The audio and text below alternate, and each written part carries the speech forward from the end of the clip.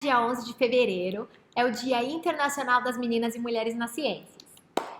Então, essa data a gente não vai usar apenas para celebrar meninas e mulheres nas ciências, mas a gente também vai abrir aqui um espaço para que a gente converse a respeito desse tema.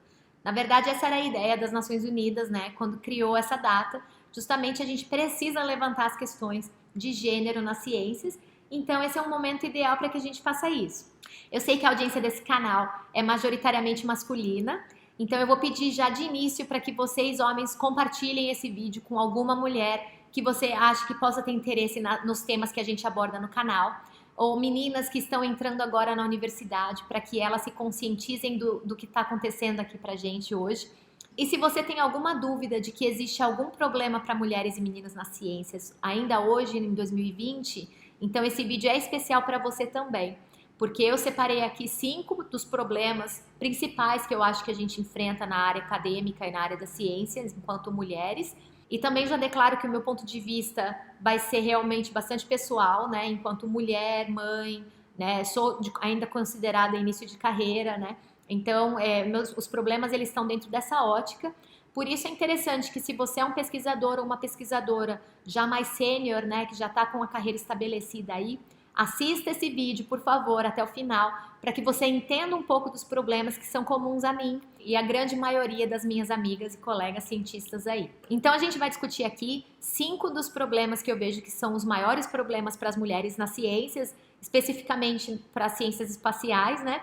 E eu vou apresentar rapidamente esses problemas, mas também vou te dar um exemplo que aconteceu comigo sobre cada um deles para que você entenda que esse assunto é um assunto atual sim e precisa ser discutido agora.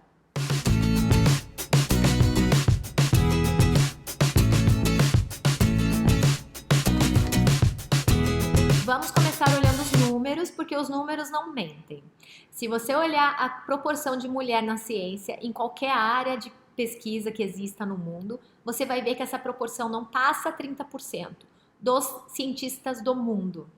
Esse número vem de pesquisas e é divulgado pelas Nações Unidas e é verdadeiro para a área de física espacial e astronomia. Esse número se repete e ele é até pior se você for para áreas mais específicas dentro das ciências espaciais, como por exemplo a profissão de astronauta. Ainda hoje as mulheres não representam nem 15% dos astronautas que voaram por aí, desde lá de 1960, do início da década de 60. E aqui eu faço um parênteses para indicar esse documentário incrível que está na Netflix, que chama Mercury 13, e que vocês têm que assistir. Agradeço essa dica que foi dada pela Bibi Bailas, lá do Física e Afins, e realmente você entende dali por que esse número de astronautas é tão baixo hoje em dia, de mulheres astronautas é tão baixo, né? Você vê lá do começo que isso daí vem lá no início do programa espacial. E é muito interessante esse documentário. Mas enfim, voltando aqui aos números, né? Se você for olhar o número de mulheres que trabalham na área da indústria espacial, em geral, esse número não ultrapassa 20%. E o assustador dessa informação não é apenas o baixo número, mas também o fato de que esse número não mudou nos últimos 30 anos. Então isso é ridículo, não é verdade? De acordo com o último estudo do API, que é a Instituição Americana de Física, apenas 20% dos professores das universidades nessas áreas de física e astronomia são mulheres. E dentre os alunos de doutorado, apenas 16% fazem física ou alguma área afim. Então isso é realmente gritante, tá? Isso lembrando que as mulheres representam mais do que metade da população. Então, o que explicaria esse baixo número, né, das mulheres nas ciências, especificamente na área da física aqui e astronomia? No Brasil, a gente respira um pouquinho mais aliviado, porque os números são menos horríveis, né? Porém, se você olhar especificamente na área de STEM, que é a área de ciências, tecnologia, engenharia e matemática, você vai ver que esse número cai para 35%. Mesmo assim, melhor do que os índices aqui americanos, né? E dentro da Sociedade Astronômica Brasileira, parece que a situação é um pouco melhor, né? Dentre todos os membros da SAB, parece que 43% representam mulheres, né? Então, o número é um pouco melhor, realmente. O problema é que se a gente está tentando entender a natureza em torno da gente e resolver problemas que são comuns a todos os seres humanos, por que diabos estamos tirando mais de metade da população da mesa de discussão? Então, existe um problema grave sim, e os números estão aí para mostrar que eu não estou mentindo para você, tá bom? Então, a questão que a gente devia estar fazendo não é se existe um problema para meninas e mulheres na ciência, mas sim por que esse problema existe. E é aí que vai entrar as 5 questões que eu separei para vocês aqui, tá? A primeira questão é histórica, né? Historicamente, a ciência foi desenhada por homens para homens. E quando eu digo histórico, eu estou falando lá do século XIV até o século XVIII, quando tudo que a gente entende por ciência moderna foi criado, determinado e fundamentado, né? Estou falando do que aconteceu entre Copérnico e Newton, passando por Galileu, passando por Descartes, passando por Francis Bacon. Todos esses atores principais daquela revolução humana que foi a definição da ciência como a gente entende hoje, do método científico, todos esses atores, se não todos, a grandíssima maioria eram homens, eram brancos, europeus e vinham de classes privilegiadas. Então, dali você já entende por que a ciência parece pra gente, às vezes, um castelinho no qual os cientistas estão lá no topo da torre, né? E o cientista gosta de ter aquela pompa, né? De que ele fala coisas que as pessoas comuns, os réis mortais não entendem, né? Então você entende que isso vem da história mesmo, de como a ciência foi criada, foi formada, foi um clube de bolinhas, foi um clube dos bolinhas, e proteger esse privilégio de fazer parte desse clube fez parte da mente de muitos dos pesquisadores que atuaram na ciência em todos os tempos. E quando eu falo disso, eu incluo Einstein, eu incluo os grandes pesquisadores. Então, por exemplo, se você hoje olha qual é a proporção feminina dos chefes de departamento, dos revisores de artigo científico, dos caras que vão avaliar os seus projetos, a maioria ainda é masculina. E isso faz com que o clube do Bolinha permaneça sendo um clube do Bolinha. Isso faz com que as mulheres não se sintam pertencentes àquele grupo, elas não se sentem à vontade ali, porque foi dito a elas que aquele ambiente não é para elas, né? Para elas, me incluo nisso, obviamente, né? Sou mulher e eu realmente senti na pele isso. E existem alguns experimentos que foram feitos, né? Submetendo um artigo com o nome de uma mulher como primeira autora e submetendo o mesmíssimo artigo com o nome de um homem. O parecer sobre esses trabalhos, eles são completamente diferenciados. Então, isso é o que a gente chama de bias, né? Você tem um bias dentro da academia que é gigante e que privilegia os homens sempre. E isso é porque eles são pertencentes a esse clube e as mulheres são os extraterrestres que invadiram, né? Bom, e o exemplo que eu posso dar desse primeiro tópico é a razão pela qual eu voltei a ver o meu psicólogo nesses últimos meses. Talvez seja a razão pela qual eu abri esse canal, que foi para tentar me resgatar e me encontrar novamente, porque realmente o que aconteceu comigo no ano passado dentro do Observatório de Arecibo, que vocês todos sabem que é o meu observatório favorito no mundo, mas o que eu sofri lá dentro e vi outras mulheres de início de carreira sofrendo e até mulheres mais velhas também sofrendo, foi inimaginável. Quando eu vim trabalhar nesse observatório, eu vim para fazer um tipo de pesquisa que era uma pesquisa da autoionosfera, que era na área de clima espacial. Porém, quando eu cheguei aqui, eu fiquei indignada porque esse radiotelescópio não era usado ou muito usado pela comunidade solar, porque eu venho da comunidade solar. Então eu comecei a pesquisar e me movimentar e tentar mobilizar a comunidade solar para que a gente também utilize esse radiotelescópio. Então eu li um monte de artigo, eu escrevi várias propostas, eu apresentei isso para os meus chefes milhares de vezes, até o momento em que eles me contrataram, abriram uma vaga para um físico solar e me contrataram para desempenhar esse papel de estabelecer esse programa solar. E foi o que eu fiz. E eu fiz isso colocando o observatório em lugares que o observatório não entrava, que era o caso da comunidade da física solar e da heliosfera. Ótimo, todo mundo estava vendo, a gente estava recebendo projeção, maravilhoso, o pessoal estava se mobilizando. Porém, eu não conseguia fazer as minhas observações, porque lá dentro do observatório as pessoas não estavam colaborando comigo e não queriam me ajudar a fazer as observações que eu nunca tinha feito na minha vida ali dentro. Tive o apoio de mulheres lá dentro que me deram a mão e tentaram me ajudar a quebrar essas barreiras, mas só consegui iniciar o meu experimento e fazer as minhas observações quando eu trouxe um pesquisador quase aposentado lá da Índia, com um bigode, para repetir tudo que eu tinha dito lá dentro, para validar o que eu falei. Até aí, nesse processo, eu tive que passar por cima do meu orgulho, né? Tive que engolir um monte de sapo, tive que falar 1000 vezes a mesma coisa, comecei a ficar super brava, porque eu também não sou de ferro. Enfim, passaram-se alguns meses, coletamos um monte de dados. coletamos um monte de dados. Era eu indo dentro da sala de controle, fazendo todas as observações e tudo isso. Enfim, com a ajuda agora, claro, do corpo técnico do observatório, né, que estava ali todos os dias me dando apoio a partir daquele momento. Bom, sem entrar muito nos detalhes sórdidos dessa história, cortaram o meu contrato agora no meio do ano, dizendo que não queriam mais e não podiam mais ter um físico solar no corpo de pesquisadores do observatório, e contrataram o mesmo senhor que eu trouxe lá da Índia para me ajudar na observação. Contrataram esse cara. É claro que contrataram esse cara sob um título diferente do meu, falando que ele é astrônomo, né, e fazendo outras coisas, mas a bem da verdade é que o cara tá lá fazendo as mesmas coisas que eu fiz e tentando pegar todas as colaborações que eu estabeleci. Tá bom? Ou quer mais? O segundo ponto que eu gostaria de abordar é a questão da exclusão da mulher dentro dos trabalhos científicos. É claro que houve um tempo que a mulher não era nem autorizada a participar de um curso de graduação em física, por exemplo, ela não era autorizada a participar de uma universidade, né, como aluna. Esse tempo acabou e é esse o argumento que muita gente usa para dizer que não existe mais problema nenhum. Porém, o que você esquece é que é possível eliminar a contribuição e tornar transparente uma mulher, excluir essa mulher de dentro de um laboratório, sem que você precise fazer isso fechando a porta fisicamente. Você pode simplesmente minimizar a contribuição dela em todas as reuniões. Você pode, por exemplo, tomar posse das ideias dessa mulher, roubar as ideias dela se você é um superior. E a chance de encontrar um homem em posições altas na hierarquia acadêmica é muito alta, porque a gente agora está tendo mais mulheres entrando na academia, né, e etc. Então, ainda a grande maioria dos supervisores é uma maioria masculina.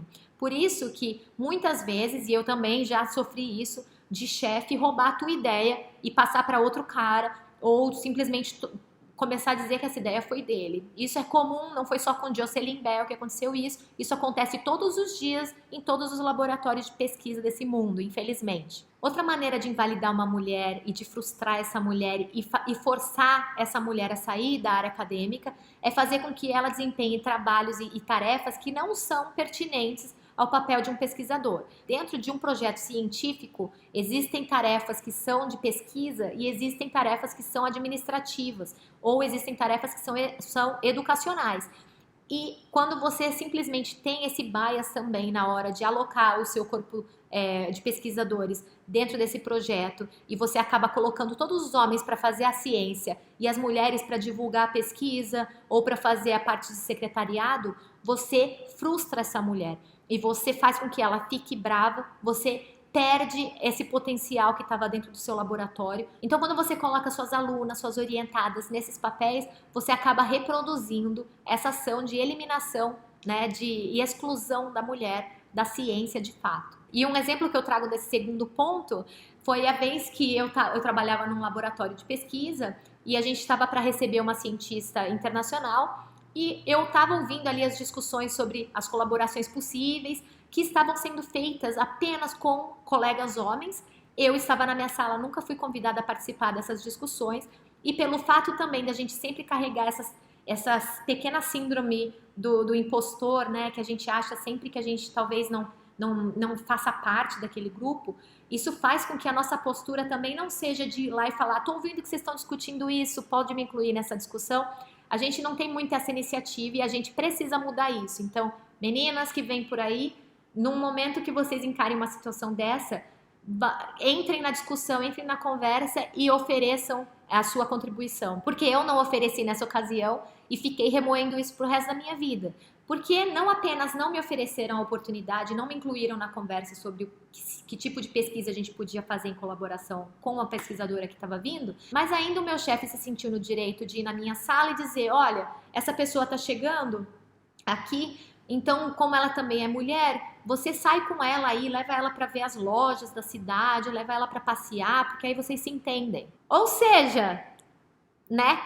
Nem sei o que dizer. E isso me leva para o terceiro ponto, que é a questão da hostilidade no ambiente de trabalho para uma mulher pesquisadora. Tudo isso contribui para que a mulher entre no ambiente de trabalho de forma defensiva, que ela não se sinta à vontade e o ambiente se torna hostil para ela.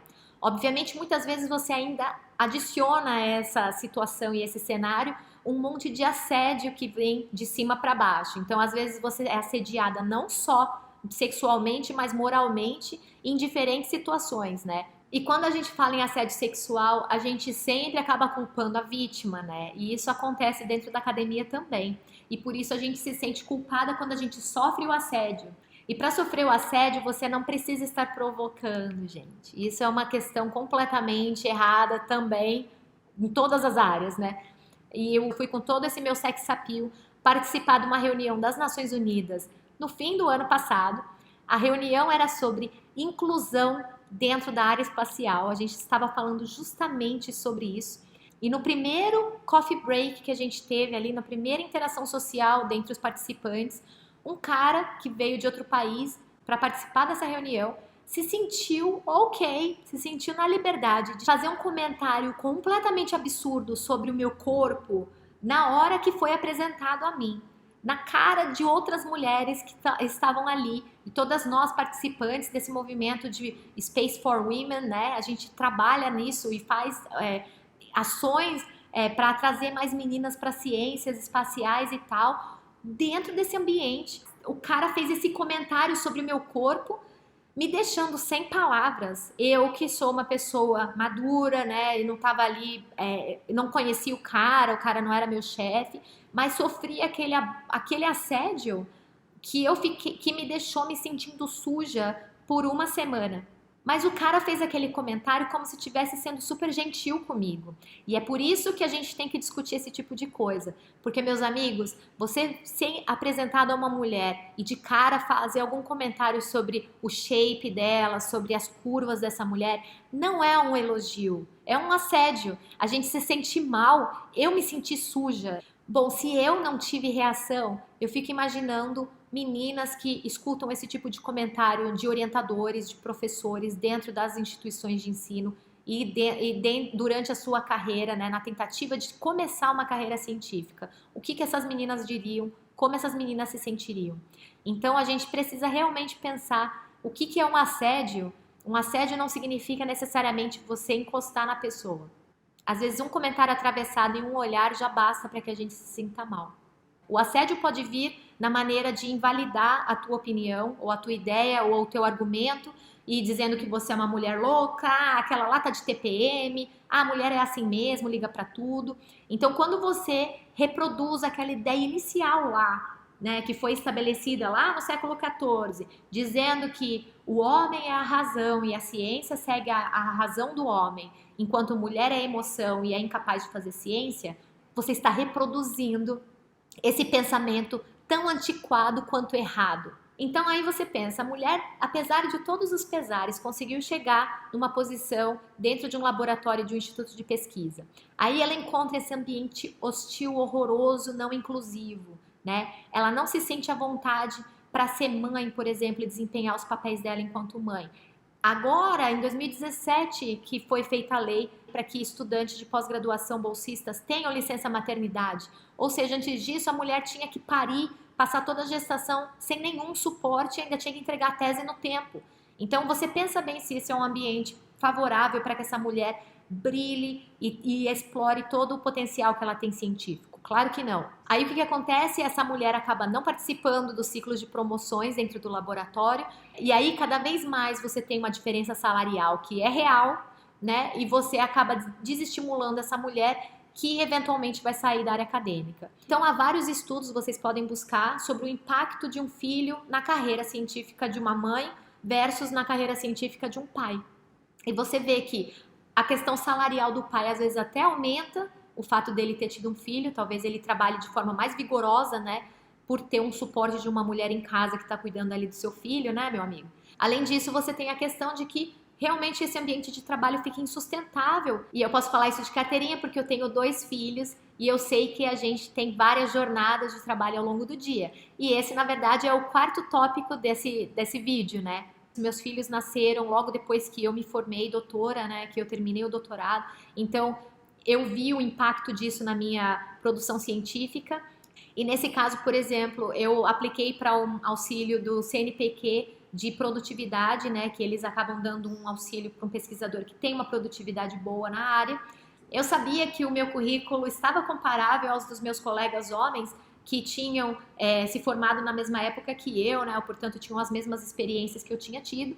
Mas quando o primeiro parecer que eu recebi foi negativo, dizendo, ó, o projeto é bom, você está envolvido aí na formação de recursos humanos, legal, a tua produção está mais ou menos na média da tua área, né, que era entre 1 e 2 papers por ano, e tá tudo bem, mas você não fez o número de pontos necessários para receber a bolsa. E aí eu reclamei, porque eu sabia que havia um buraco ali logo depois do nascimento do meu primeiro filho, no qual eu não publiquei nenhum artigo, porque eu tinha que dirigir no horário do meu almoço para amamentar meu filho no berçário, porque eu não tinha disposição para trabalhar à noite em artigos e projetos, porque eu tinha que amamentar um bebê, que era um bebê gigante. Então, óbvio que eu não tive energia nenhuma para fazer uma publicação, né? E aí eu peguei, fiquei brava e respondi o CNPq dizendo, pois é, eu não achei nenhum lugar ali para colocar essa informação de que esse buraco no meu currículo é referente à minha licença maternidade, além disso, né? E aí depois o segundo parecer continuou sendo negativo, mas eles disseram, não, a questão toda não é relacionada ao seu currículo, a questão é que você ainda não orientou nenhum doutorado ou mestrado completamente.